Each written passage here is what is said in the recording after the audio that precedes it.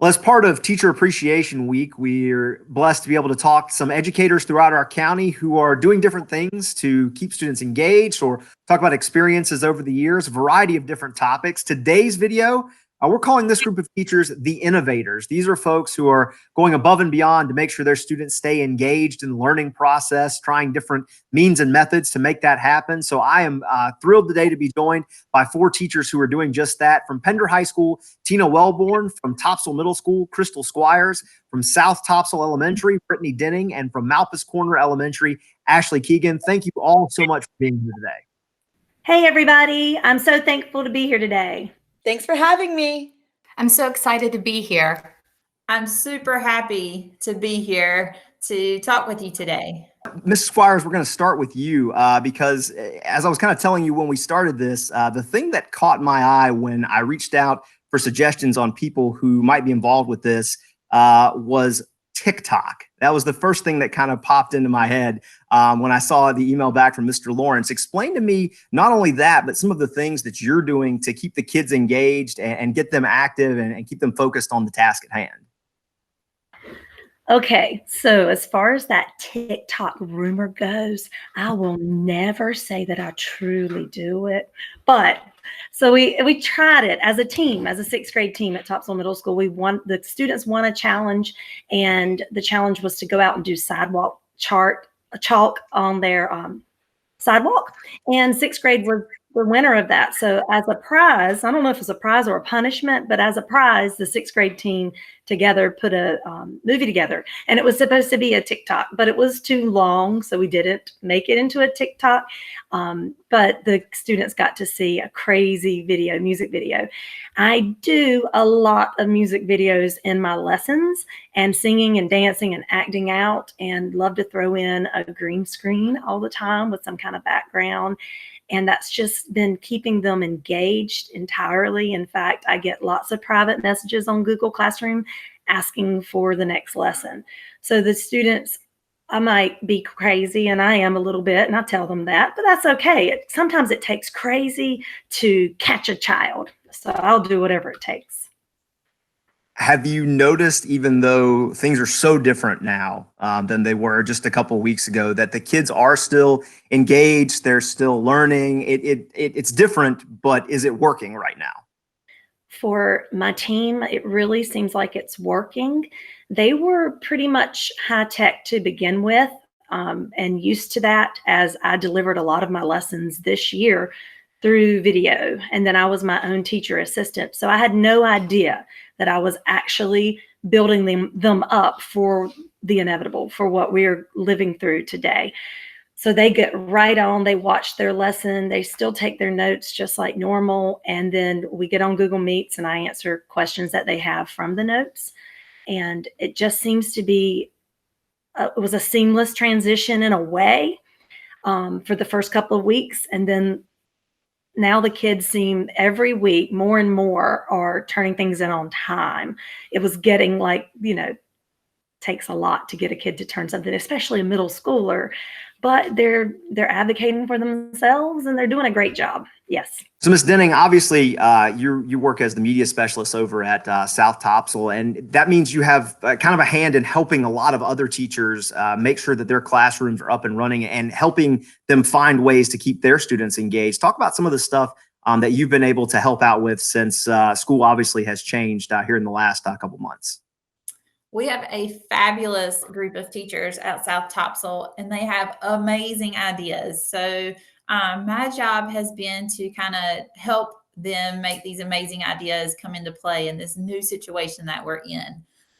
They all miss their students terribly, and they're trying to find as many ways as they can to be in contact with them and make things feel normal. One thing that we started from the beginning was we originally did student news when we had our kids at school. So now we are doing our teacher news, and our teachers love it. They love interacting with the students and coming up with super awesome jokes and skits and things like that to make the morning seem normal for our kids. We've had lots of parents say that their kids stand and do the pledge in the moment of silence. And if we miss something on the news, the kids are quick to jump in and tell us what we've missed. We have lots of teachers that are using Ed Puzzle and creating all these awesome videos on Google Meets. We've got Kahoots going during Google Meets.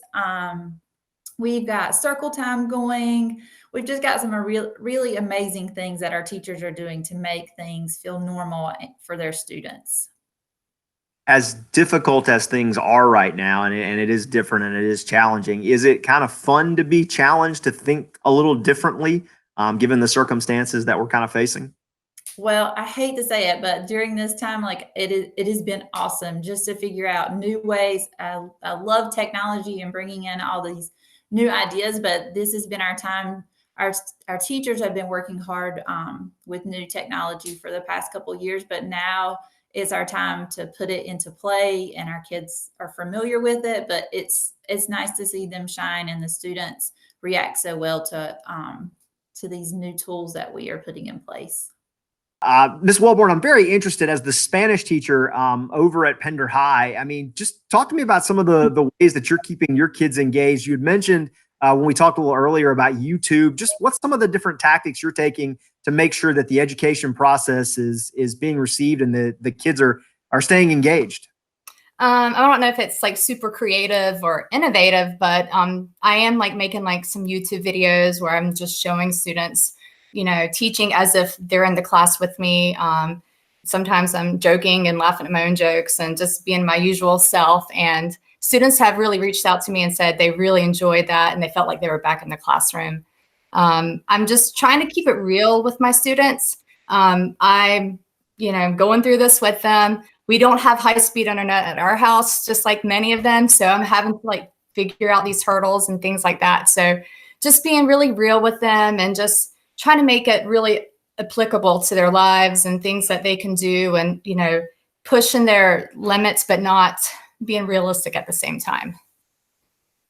When it comes to learning a different language, obviously pronunciation is Yeah. the thing, you know, that's so very different. An English book, you can read it, you know what it is. Math is math. That part of it, how do you make sure that they're getting it and getting it right? I am learning as I go. Like I said, I make some videos and I pronounce the words and I pause and I let them pronounce after me. Again, it sounds kind of silly, but they have responded well to it. And I just reach out to them all the time and have them like, you know, Google Meets if we want to go over some pronunciation of things. And I give them a lot of websites, a lot of songs, YouTube videos where they're pronouncing things. I'm just trying to give them a lot of information, a lot of resources, but not too much because I don't want them to be overwhelmed. You're obviously a fourth grade teacher at Malpas Corner. Take me through some of the stuff that you're working with the kids through Google Classroom or some of these other apps to get them involved and keep them engaged. It sounds like there's all kinds of fun opportunities right now to try something different with the kids.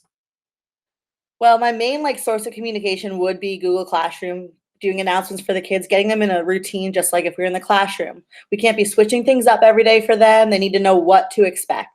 And I really need to give a shout out to my parents. They are killing it. They are responding to messages, asking questions, there whenever I need them, and I'm trying to do the same for them. The kids are really enjoying the Google Meets. Like some of them just don't want to leave. They just want to sit there and be like, hey, can we just stare at each other all day? I'm like, guys, yes, maybe another day. But the kids actually are making a good transition, a lot better than we could have wished for. I know it's tough as a teacher. You want to be in the room and you want to, you know, be able to deliver that hands-on instruction. Does it fill the void a little bit to at least be able to see them daily and have their face in front of you, even if it is through a computer screen? Oh, I'd be completely lost if I couldn't see them. Like this would be 10 times more miserable if I was just like talking to them via like text or email. Seeing them really does make it a little bit better. So really appreciate everybody taking part in this today. Thank you so much for being here and for all you're doing for our students. Thanks for having us and thinking of us during this week. Thank you so much for this opportunity today. I was super happy to have the opportunity to talk with you, and thanks for having me. Hope to see you all soon.